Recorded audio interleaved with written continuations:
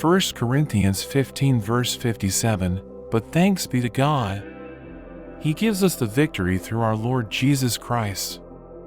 Romans 8 verse 37, no, in all these things we are more than conquerors through him who loved us.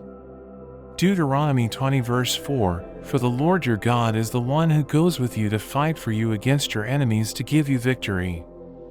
Psalm 60 verse 12, with God we will gain the victory, and he will trample down our enemies.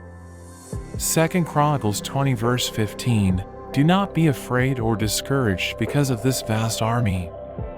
For the battle is not yours, but God's. 1 John 5 verse 4, for everyone born of God overcomes the world. This is the victory that has overcome the world, even our faith. Joshua 1 verse 9, have I not commanded you? Be strong and courageous. Do not be afraid, do not be discouraged, for the Lord your God will be with you wherever you go.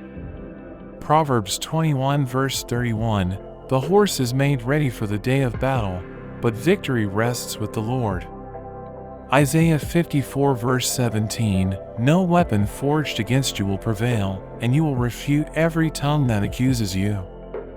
This is the heritage of the servants of the Lord.